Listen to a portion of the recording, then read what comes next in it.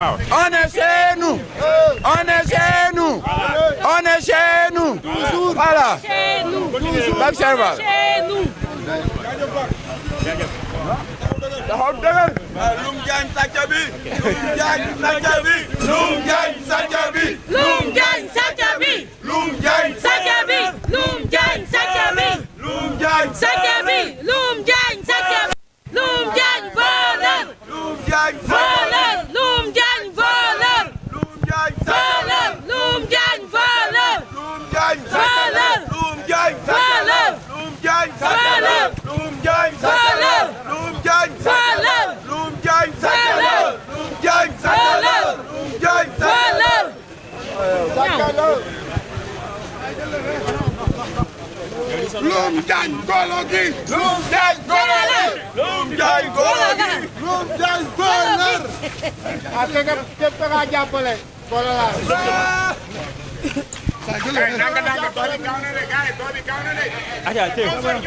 voilà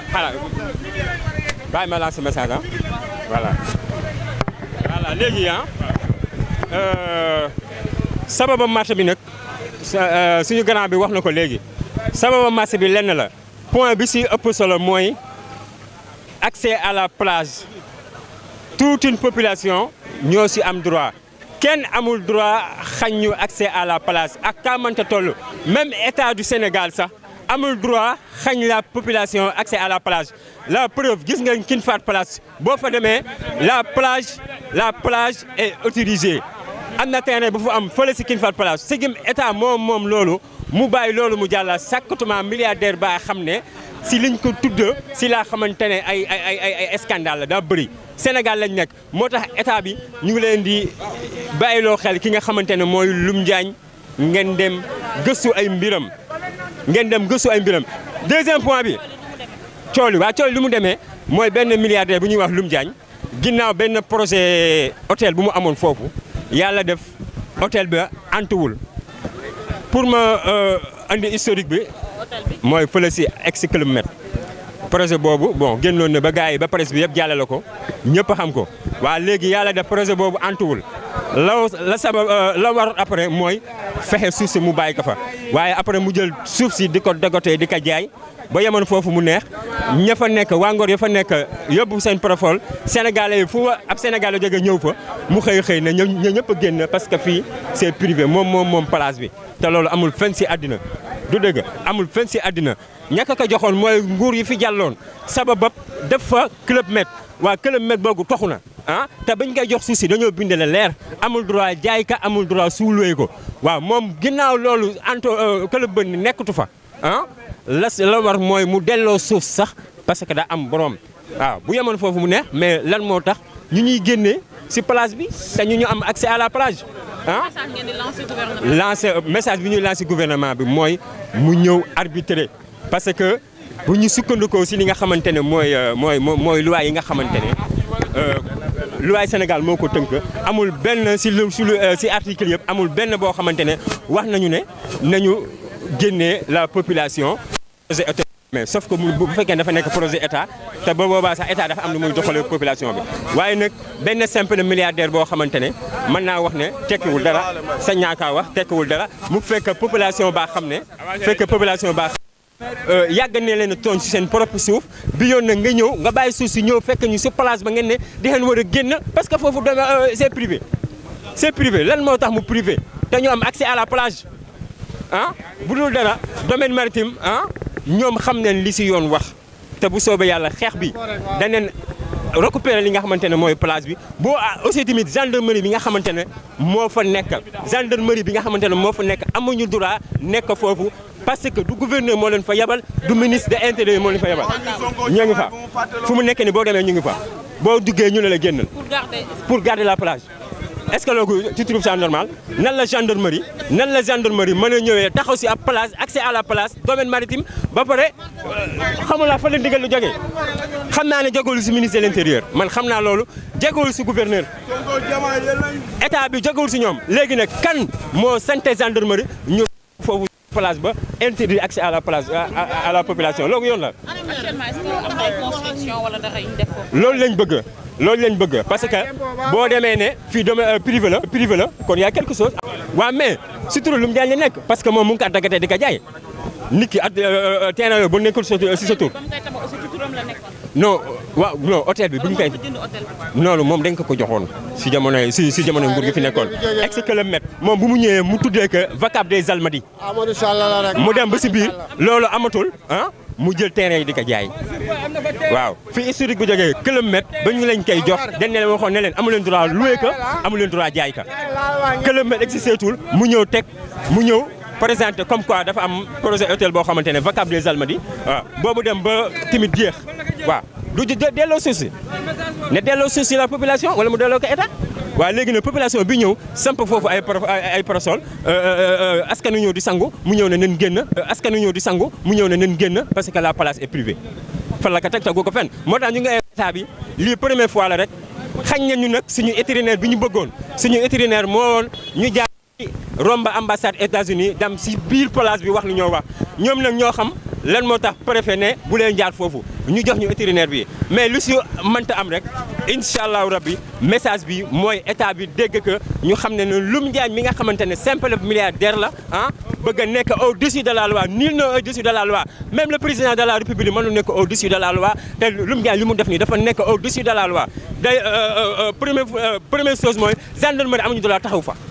voilà lii nag première alerte la rek te dinañ ñëwaat si yeneen plan tant que Loum Diagne génnul foofu wala boog tant que la gendarmerie génnuñu foofu ñun duñu bàyyi nii rek lañ koy jàppee bu soobee yàlla.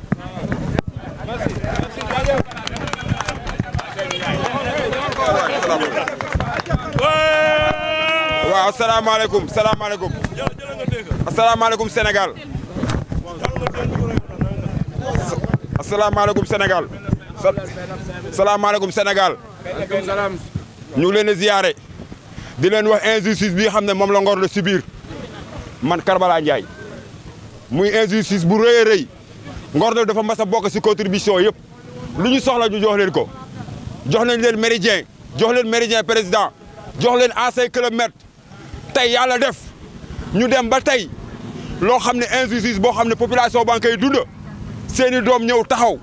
ñun jëluñu gaal yi ñun defuñu leneen Ngor ñaar moo fi am moo la pêche ak tourisme te état bi dafa wax ne dafa bëgg a def si tourisme bi lu rëy a rëy ñun ñu am suñu ay ambition pour place boo xam ne public la benn nit ñëw jël projet bi def fa ay kër ne ñoom dañ koy tabax tëj ko def ko privé ñun ñi nga xam ne Ngor 1488 lañ ko sanca ba tey ñu ngi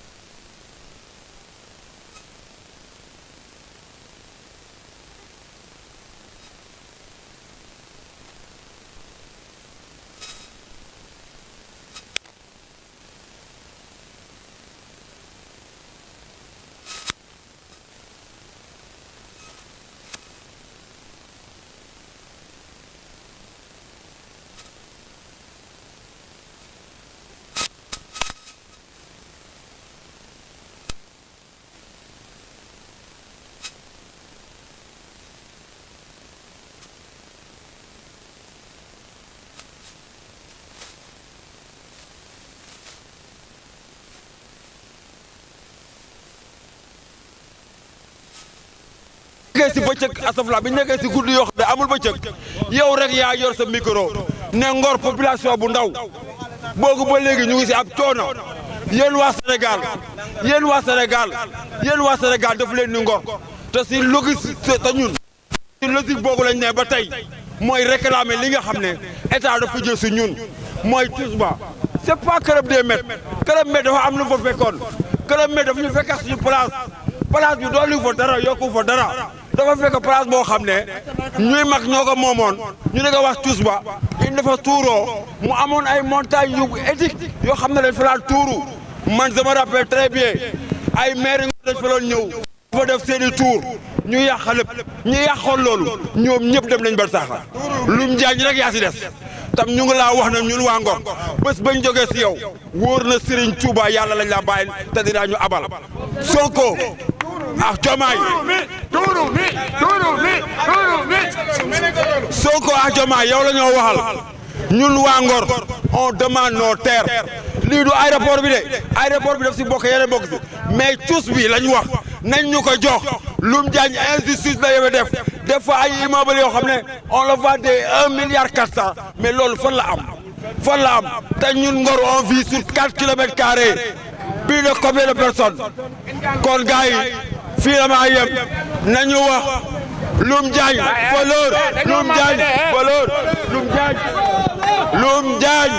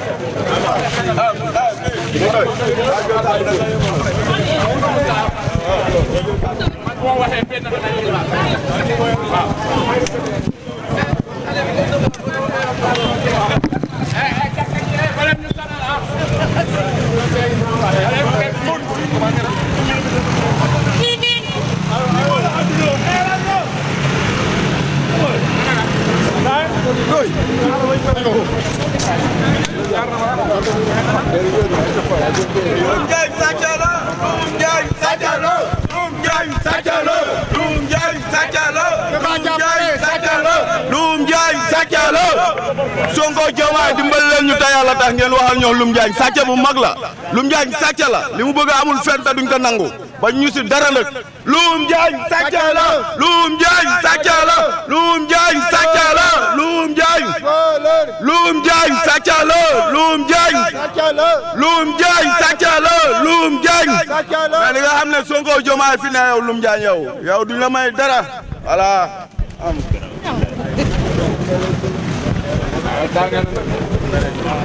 chers internautes de FD Média ñu ngi leen di comme ni ngeen ko gisee ñu ngi fi nga xamante ni moom mooy Ngor Almadies yi nga xamante ni ñoom ñoo fi yeewoo donc dañuy nekk nag ji marche li ñuy dox ñaxtu rek moom mooy benn waay bi nga xamante ni ci turu Diagne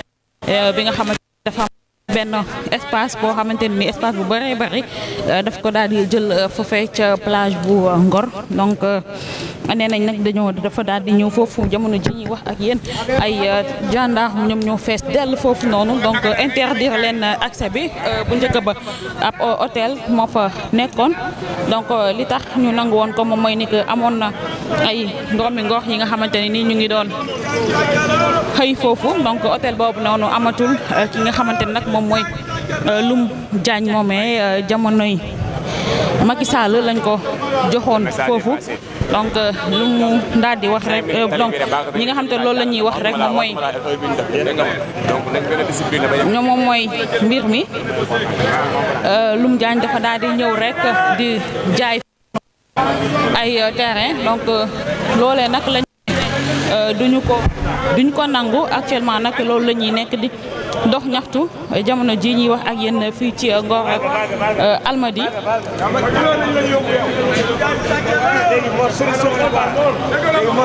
donc une marche pacifique qui est encadrée par la gendarmerie nationale.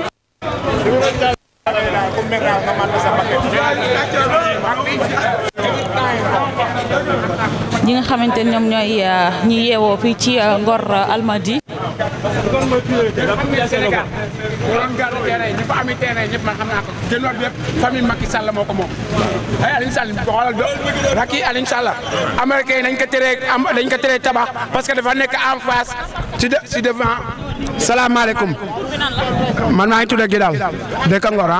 Loum Diagne man li ma si xam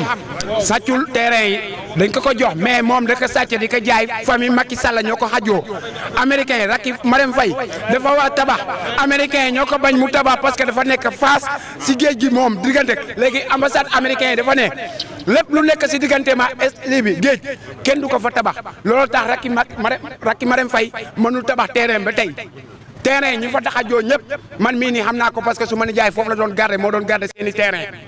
waaw niñ ko daggee ñëpp chinois yi fa am niñ ko daggee ñëpp xam naa leen man si plan bi lépp la ma xam niñ ko daggee ñëpp xam naa leen Racky Marème Faye nag dañ ko teree tabax te américains yi sax ñoo ko teree tabax du état Sénégal américains yi ñoo ko teree tabax parce que dafa bugg a tabax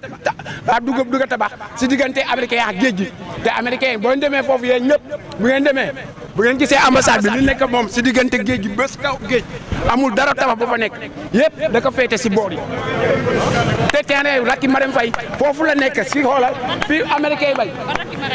Mansour Faye ci boppam ab terrain américains yi ñoo ko teree tabax du Sénégal moo ko teree tabax américains yi ñoo ko teree tabax si biir man su ma nijaay moo fa doon garder man foofu laa doon toog chaque jour ma su ma nijaay da doon ñëw non man sincèrement man maîtrise wu ma hectare yi ñaata la quoi su ma waxee yàlla rek te yàlla tax man maîtrise wu ma hectare yi ñaata la mais man ñi fa ami terrain ñëpp si famille Macky Sall ak ñeneen ñi état ak chinois ñëpp xam naa ko Gédal man Gédal Sow man Gédal waaw bilaay mais nag état man Sonko suma nijaay la man Sonko papi Sonko ak suma papi yaay ñoo bokk ndey ak baay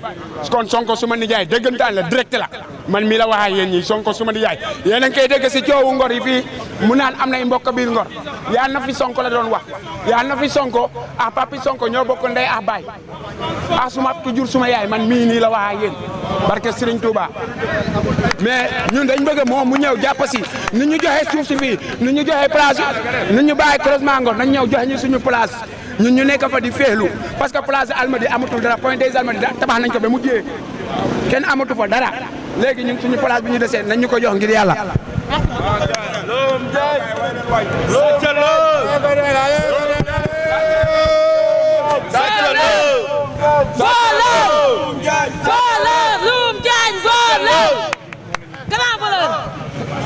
ab sàcc la. li ñu bëgg a laajte xam nga lan la nañu arrêté distraction bi ñuy defal nañu dem laajte mètre carré bu nekk foofu kan moo ko moom c'est ça l'état doit demander mètre parcelle bu nekk foofu kan moo ko moom loolu si reddition des comptes bi la war a bokk suuf soosu buñ koy jël suñuy ay maam dañ ko verser au nom de l'état du Sénégal buñ ko verser au nom de l'état du Sénégal c'est en ce moment là def si ay hôtel les hôtels des Almadies léegi ñun li ñu bëgg a xam nga lan la mooy nañu wax Loum Diagne nan la amee foofu Loum Diagne nan la amee foofu ba di ko privatiser beneen bi mooy nit ñi nga xamante ne dañu am foofu ay parcelles nañu wax nan lañ fa amee ay parcelle bu nekk kan moo ko moom c'est important li may wax nii nous savons que ne Loum Diagne moo jaay ambassade des États-Unis Loum Diagne moo jaay ambassade du Canada c'est Loum Diagne qui a vendu des parcelles là-bas léegi état am na lu mu liggéey foofu na dem laajte ji parcelles yooyu ñan lañ ko jaay beneen bi mooy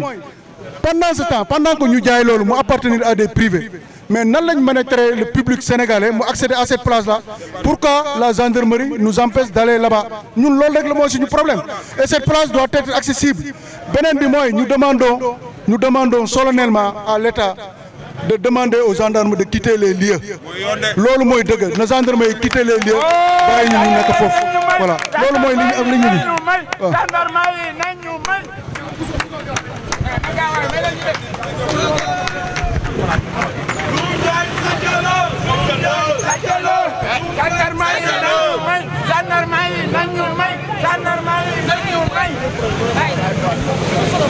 Loum Diagne sàcc la. Loum Diagne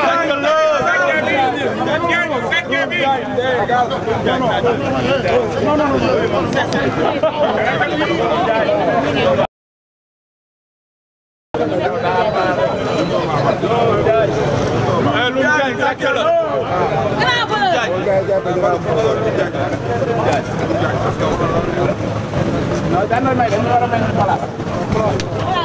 waaw ñu place la ma wax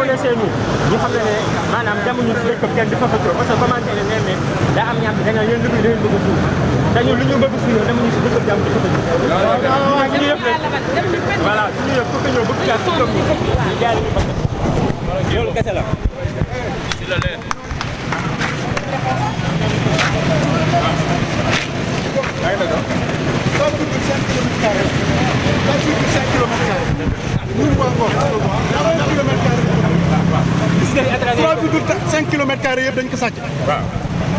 ñun Ngor. ku ñuy taxé ne da nga bëgg a suuf da nga xamul li ngay wax. commune Ngor ça fait 4,5 km². La population autochtone de Ngor, les Lébou, ils occupent que le kilomètre-carré. Les 3,5 km² ont été volés par l'État du Sénégal de l'époque. Kër yi ngeen di gis yëpp dañ ko sàcc amul kenn koo xamante ne jënd nga ko dañ ko sàcc sur la base de vol lañ ko la devenir leneen à travers le remembrement des Almadies ku ñuy taxé ne dañu bëgg a suuf da nga xamul li ngay wax. Aéroport bii buñ ñu ko bàyyiloon ñu yaatu dañu tànc ñun dañu xat on est surpeuplé c'est pourquoi ñuy réclamer lu ñu am nii voilà on n'habite qu'un kilomètre-carré sur 4,5 km². Voilà.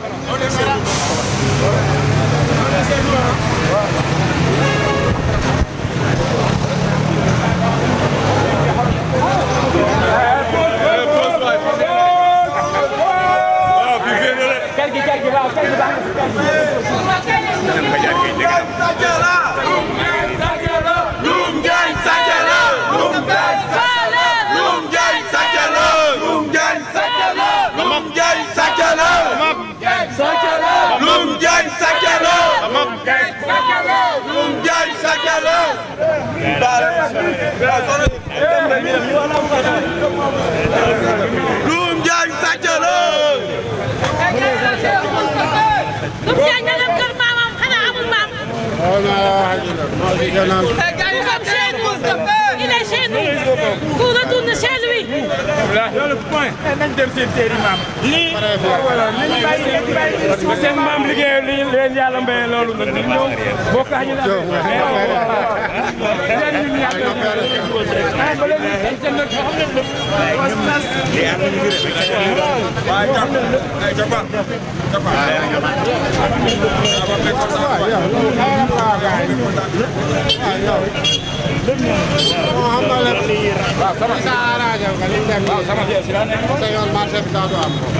non pare bu ñu ngi talal ñu ma jaata ñay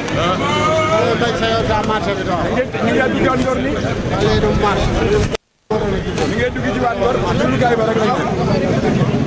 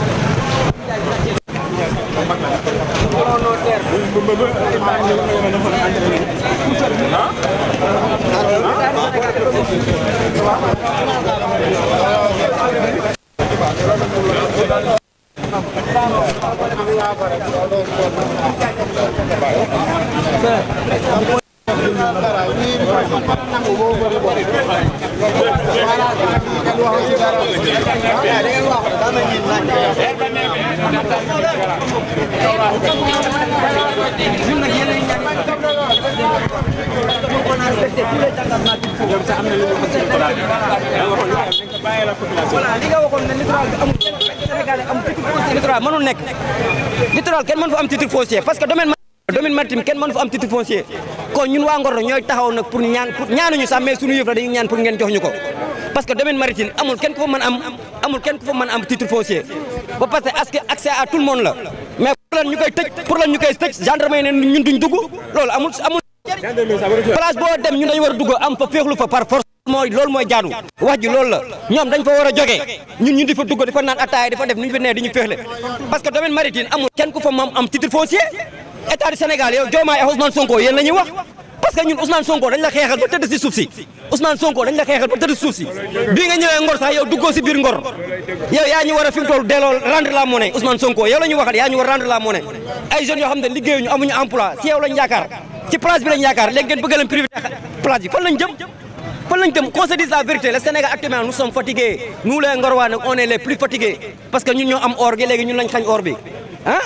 nañ neexoonte dëgg Loum Diagne li mu def tegu ko fenn yéen état bi yéen a si war a jóg ñun waa Ngor on marche pacifiquement avec dans la diplomatie respecter li ñu waroon yëpp def nañ ko franchement parler loolu rek la ñuy soxla si yéen ngeen defal ñu ko di leen gërëm di leen sant yéen journalistes yi seen taxawaay rafet na lool merci beaucoup.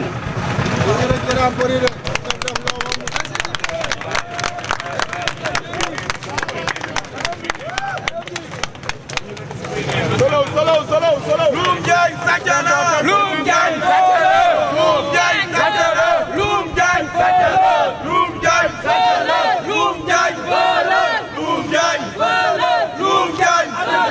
Loum Diagne sàcc na Loum Diagne Loum Diagne sàcc na Loum Diagne Loum Diagne sàcc na Loum Diagne sàcc na Loum Diagne sàcc na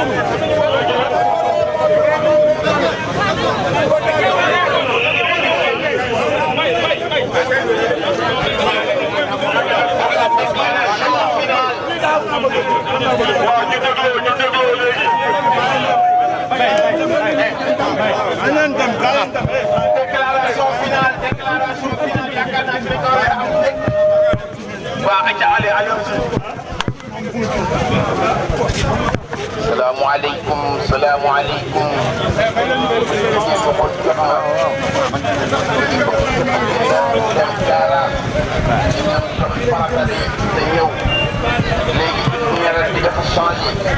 À partir de l'Europe.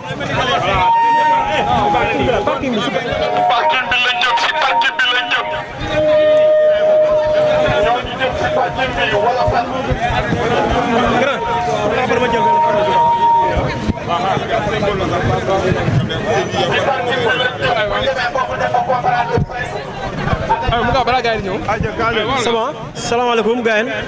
bon maa leen nuyu di rafetlu yéen presse bi seen teewaay comme jàpp ngeen si combat bu baax amuñu seen fay quoi donc coow li lu ko waral lenn kese la dafa am benn waay bu nekk fële occupe plage bi ne moom moo ko moom te ce que la loi a dit sur la domaine maritime c'est très clair la domaine maritime c'est la mer et la plage. La mer et la plage ça veut dire la marée haute la plus haute sur l'année maanaam géej bi bu feesee fees bi gën a mag ba 150 mètres foofu yëpp kenn mënu koo moom donc comment ça se fait que ñu dàq ñëpp ne dañuy génn ci biti jël ay gendarme teg leen foofu loolu dama xamul ban droit la quoi parce que loolu moo ñu metti moom la ñuy réclamer ba xam lan moo tax gendarme yi ki leen fa teg ak la tax mu teg leen fi dañuy jalgati loi wala loi bi dañ ko tënk nii kese mais duñ ko appliquer ça c'est ça le problème ñun affaire boobu moo ñu métti il faut que gendarme yi ñu dem bàyyi nit ñi am accès à la plage parce que la domaine maritime est inaliénable donc je vous remercie. non moom comme ni ma ko waxee moom loolu moom mooy dëgg parce que xoolal le village de Ngor est un village pacifique nous sommes des pacifistes loolu moo tax ñuy marché nii parce que ñun jàmm ak salaam la ñu bëgg ñun bëgguñu benn problème place bële place publique la du place privée place publique la ça a été nationalisé ils ont nationalisé la place léegi nag waa Ngor yi ñoom ñoo war a dem jëriñoo foofu ak waa Sénégal du maanaam Ngor kese moom place bi mais place publique la benn waay bu ñuy wax Loum Diagne moo bëgg a ñëw privatiser place bi te amul droit boobu parce que tout un chacun doit accéder à cette place là à cette place là loolu moo tax ñuy marché pour jàmm ak salaam loolu kese la ñuy def defuñu leneen lu ñu bëgg nag mooy ñu delloo ñu suñu place ndax waa Ngor yi mën a jëriñoo place bi parce que waa Ngor yi ñoom ñooy priorité loolu moom mooy liy dëgg ñu leen di sant di leen gërëm bu baax a baax merci jërëjëf.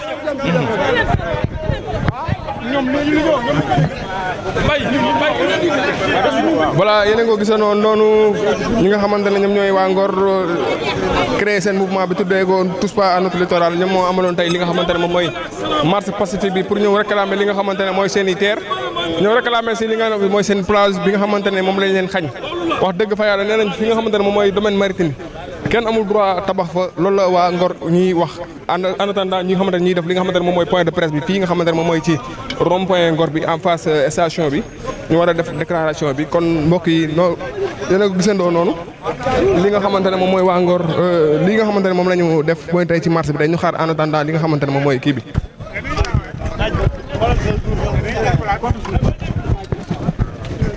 waaw mais. jërëjëf gëj a gisee loolu sax.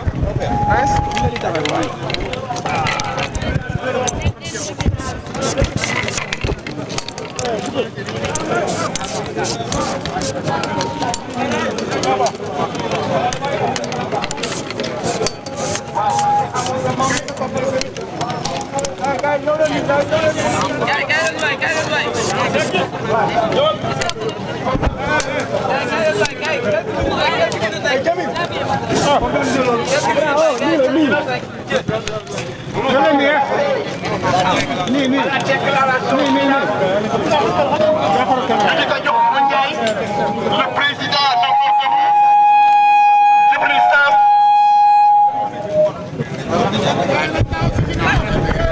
allo.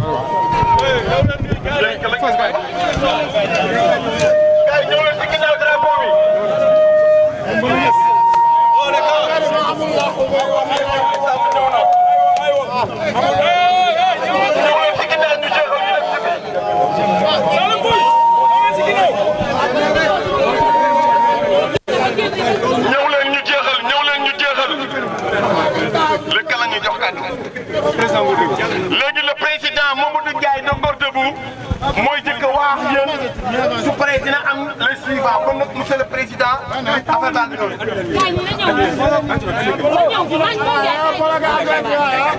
si ginnaaw pour préparer. gars yi d' abord dañ leen di remercier waa Ngor li tax ñu leen di remercier mooy dañoo woote marche pacifique ngeen def c'est vrai que yoon bi xawoon na yëngatu tuuti mais vous avez su gérer ça loolu dañ leen siy remercier bu baax a baax lii mooy wan ne ay nit civilisé lañu ñun ku ñu provoqué woon rek doo am ak ñu problème saa yu ñu provoqué nag gis ñu amuñu benn problème loo ñu andi rek loolu la donc vraiment je tenais à vous remercier tey nag mu am leneen lu ñu fi andeeti te mu nekk di ñu andi tout le temps di ñu boole ak état du Sénégal loolu nag du lenn lu dul wàllu suuf tey.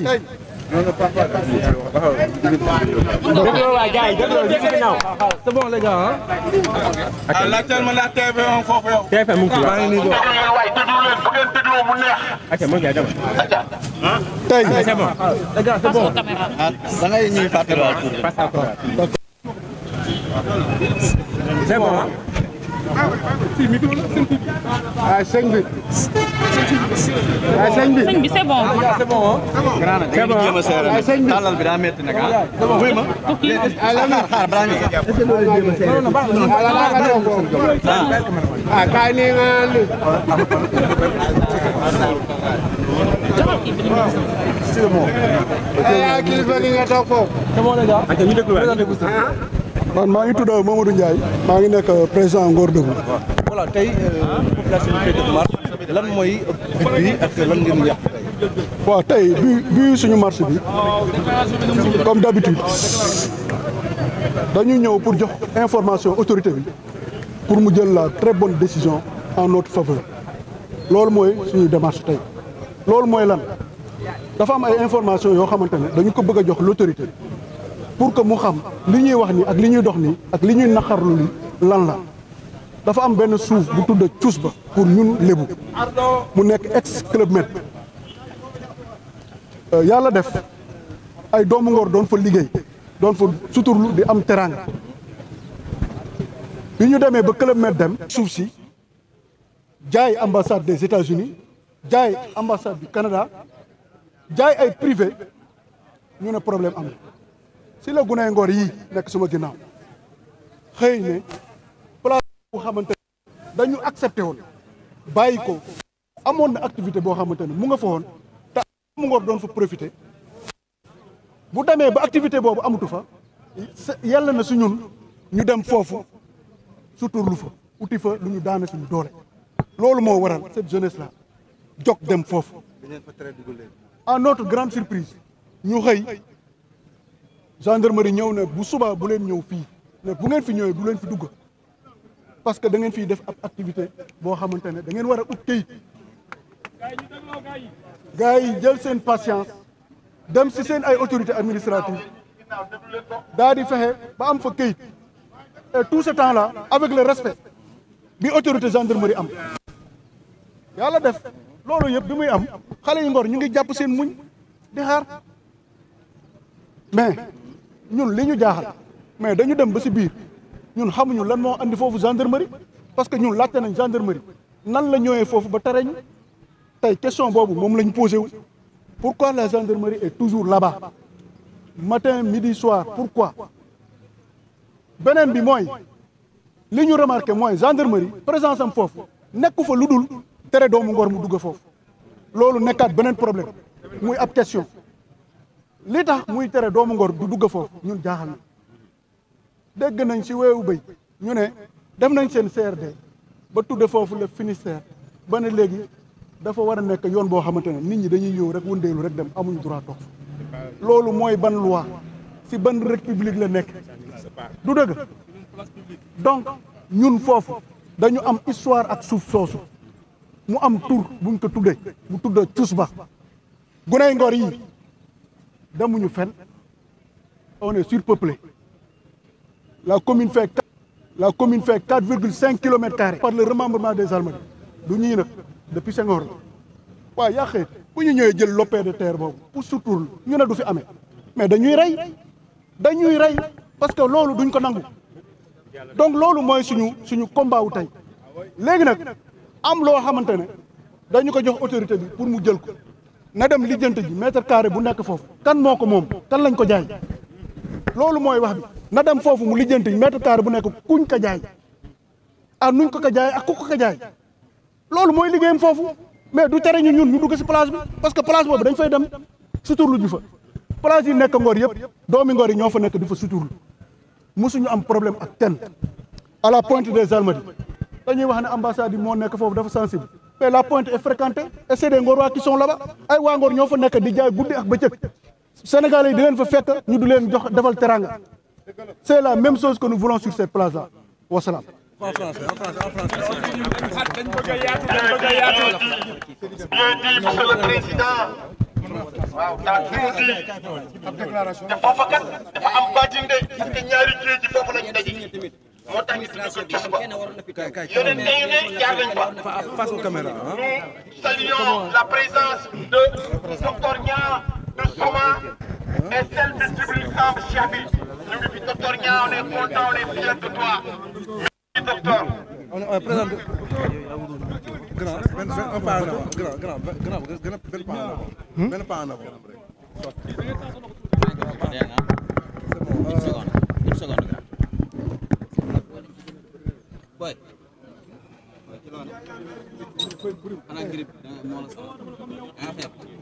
c'est bon hein c'est bon. Présentez-vous s'il vous plaît. Je m'appelle Djibril Samba. Depuis juin 2024, de jeunes Ngorois voulant passer des moments récréatifs sur l'ancienne place de l'ex-Club Med se sont vus interdire l'accès à cette plage sous le prétexte qu'elle est un domaine privé contrairement aux lois et règlements en vigueur au Sénégal, qui stipule que le domaine maritime est public, inaliénable, imprescriptible et insaisissable. À notre grande et désagréable surprise, un beau matin, un peloton de la gendarmerie a débarqué sur les lieux pour interdire l'accès à cet endroit ainsi que la baignade. Malgré la forte canicule, durant cette période estivale, toutefois il a été constaté que certaines personnes, et particulièrement des étrangers, avaient le passe-droit pour s'installer sur le lieu et profiter de la baignade. Cet endroit qui jadis a toujours servi le port de pêche et lieu de stationnement des pirogues, ainsi que de zones de cueillette de fruits de mer par les autochtones bien avant les indépendances jusqu'à ce mois de juillet 2025. Malgré un arrêté municipal autorisant l'accès aux populations locales, les forces de l'ordre continuent à maintenir ce blocus sur les populations de Ngor, qui ne cessent qu'à jouir d'un droit constitutionnel. Ces mêmes populations dont les aïeux ont toujours depuis des siècles exploité cette zone, qui représentait leur champ, cela durant toute la période coloniale. Ainsi, des cérémonies rituelles y étaient consacrées par les sachants de la communauté villageoise de Ngor. La question qui mérite d'être posée est la suivante. Quelle est l'autorité républicaine qui a instruit le peloton de la gendarmerie à s'installer en permanence sur ce site et en interdire l'accès aux populations locales qui normalement doivent être les légitimes naturels héritiers de leurs aïeux? Un certain homme d'affaires, Damadou Loum Diagne, dont le nom est souvent cité dans cette affaire, pourrait être celui qui tire les ficelles dans cette fameuse interdiction. Une autre question nous revient à l'esprit. Comment peut-on priver toute une communauté de l'accès à cet endroit juste pour faire plaisir à un simple citoyen qui, nous le pensons humblement, ne peut être au-dessus des lois? L'origine de nos craintes est fondée sur le constat fait par beaucoup de citoyens qui ont remarqué des opérations de morcellement et l'érection de certains bâtiments qui ont poussé comme des champignons sur le site, dont il est question, les limites de quelques propriétés privées, que ce soit, ne peuvent ni empiéter ou faire partie du domaine public maritime, qui par essence demeure un endroit accessible pour toutes les populations. En résumé, les populations de Ngor pensent que le concept de Djoub Djoubal Djoubanti ne doit épargner personne. À cet effet, elles invitent humblement les plus hautes autorités de la République à être plus regardants sur le domaine public maritime, en général particulièrement celui de la zone des Almadies. Pourquoi les Almadies? Nul n'ignore que ce site est très convoité et même reste un vecteur de blanchiment d'argent à travers des projets immobiliers de grande envergure. Chères populations, chers journalistes, mesdames, messieurs, nous vous remercions de votre présence et d'y revenir très prochainement, plus déterminés que jamais. Je vous remercie. Présentez-vous encore. Présentez-vous. Je m'appelle Djibril Samba.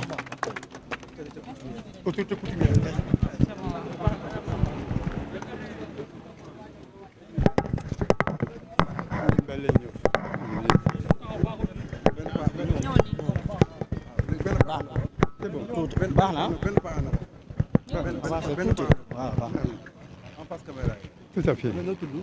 auzu billahi mina shaytaani rajiim bismillahi rahmaani rahiim wa salaatu wa salaam ala nabiyil karim.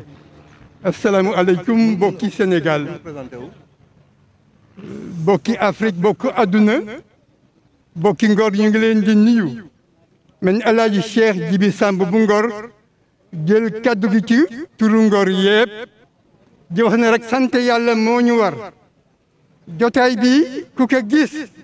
xëy na nattukaayu marché bi mën na la rëcc, waaye boo jëlee démb fii la collectivité lébu jóge, ça fait des millénaires di dox te ko peut appeler benn odyssée ba ñëw bu teer fii sur la pointe des Almadies, la pointe la plus occidentale de l'Afrique, la pointe la plus mythique de l'Afrique, une des plus belles plages du Sénégal, pleine de symboles, muy loo xamante ne patrimoine national la war a doon, patrimoine de l'UNESCO. Suñu seul souhait mooy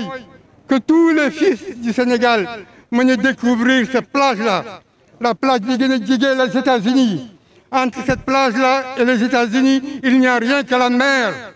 Ce Sénégal doit se glorifier de cette plage-là. Donc cette marche-là, c'est une marche souveraine de relever un défi, appel aux autorités pour que nos fils, nos petits-fils, l'Afrique puissent un jour découvrir cette plage-là pour éviter la privatisation. Le Sénégal est un pays uni, un bloc. Donc sauvons la plage de Ngor, sauvons la plage des Almadies. Le mot Tchousba, cela veut dire simplement la pointe la plus occidentale de l'Afrique, le nez de Dakar. C'est là où se retrouvent les deux mers, le point mythique et spirituel. Bon, maintenant, tous les érudits de ces pays-là, d'ailleurs ressourcés au Fofo. C'est un appel que l'on lance aux autorités. Après les avoir remerciés de cette marche, remercier les autorités pour que cette plage revienne au Sénégal, d'abord, en particulier à cette jeunesse de Ngor. Une marche, vous comprendrez aisément que derrière nous, il y a toute une communauté, il y a tout un pays, et nous devons unir nos forces pour que la plage soit retirée. Je vous invite, vous journalistes, à aller découvrir cette plage-là. C'est le Finistère, le point le plus occidental de l'Afrique. C'est le nez du Sénégal, c'est le nez de Dakar. Nous sommes di gërëm di leen sant di gërëm ñi initié mouvement bi yal nañu yàlla defal jàmm di demander aux autorités ñu jàppale ñu delloosee ñu plage bi. Mais je ne vais pas terminer. En tant que kilifa di doomi Ngor, ayant parlé aux imams, aux dignitaires, ci place bii ñu toog, c'est là où nous avons fii la ñu daj coono bii xam ne àdduna kenn daju ko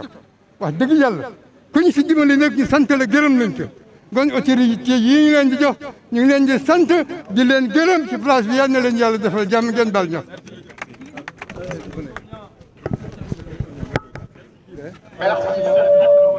Voilà, docteur,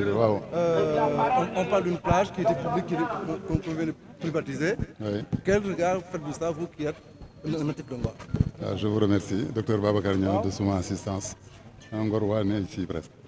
D'accord, donc tey symbole bi li ci gën a neex rek mooy place bi. Place bi tey ku am xel ku am xeet fàttaliku xam ne fii la yëpp démarré.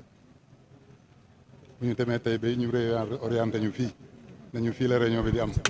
C'est que wóor na leen ne am na lu dëgër lu nar a am ci dëkk bi parce que Ngor fii lay commencé dernier combat bi fekk ngeen ko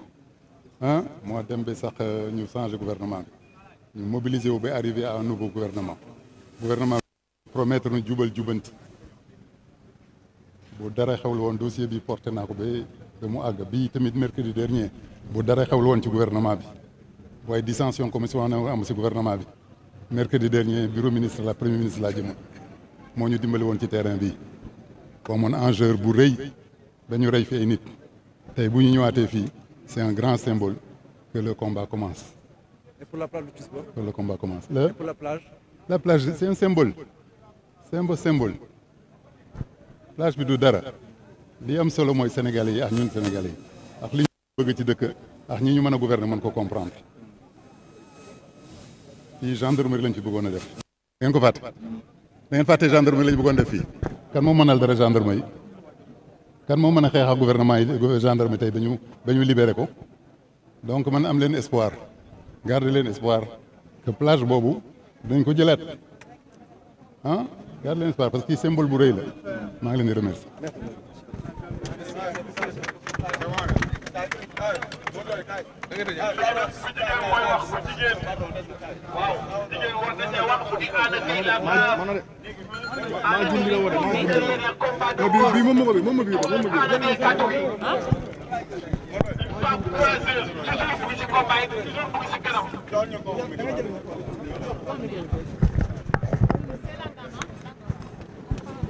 On prend la dame. Alhamdulillah.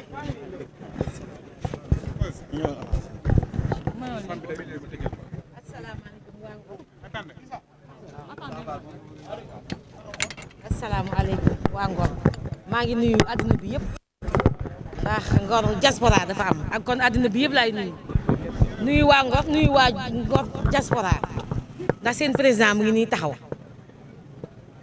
li may wax nag du gudd dama ñëw en tant que mère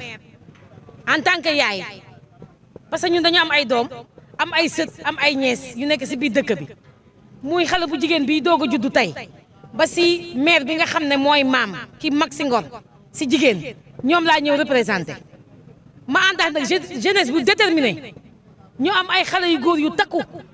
ñun suñu wàll way na li ñuy liggéey pour suñuy doom la ak suñuy sët Lum Diagne mii nag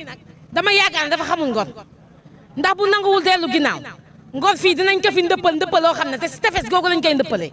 bu ñu ko ndëppalee dinañu abal ndax foofu suñuy tuur moo fa nekk dañ fay tuuru at bu nekk suñu maam yi dañ fa daan tuuru man je me rappelle bi ma nekkee xale cus ba dañ fa daan ndëpp at mu jot dañ fa daan ndëpp di ci fa def suñuy tuuru dañu fa daan dem di fa wàccee ay kaamin gis nga fii nii fi ñu taxaw nii tey bañ koy xeex di wax na niñ fi suñu maam yi nekk woon foofu tam noonu lañ koy xeexee ni ñu xeexe fii noonu la ñuy xeexe cus ba parce que cus ba tam dafa nekk si suñuy origine la kon nag lii duñ ko bàyyee noonu man pour bañ a guddal ñii jëkk a wax nañu lépp ndax man dama toog à la télé dégg Maïmouna Bousso à l'Assemblée nationale nag Assemblée nationale yëg nañu lii ndax Maïmouna Bousso toog na foofu sant gërëm Mbaye Mandaw mii te Mbaye Mandaw waa Ngor la lii nag Mbaye Mandaw di si wéet ñun waa Ngor sax duñu si wéet nag Ngor diaspora ngi nii am na ko représenté kon nag maa ngi ñaan yàlla nañu yàlla doole jàppale ndax ñun sunu jeunesse bi amuñu liggéey waaye ñu ngi si biir dëkk bi di suturlu te li ñu am nii moom la ñuy suturloo duñu ne aéroport nit ñi xeex nii déedéet tey jii xeexuñu li ñuy xëccoo ni xëccoowuñu ñun li ñu moom la ñuy jël lii sunu yëf la nañ ñu ko jox aéroport sax xeexuñu woon sunu yëf la woon lii fi ñu taxaw nii tam sunu yëf la cus ba tam sunu yëf la nañ ñu ko jox nañ ñu jox li ñu moom ngir yàlla ñun ñaanuñu saraxtuuñu nañ ñu jox li ñu moom macha allah. Anna Gueye la Lion de Ngor.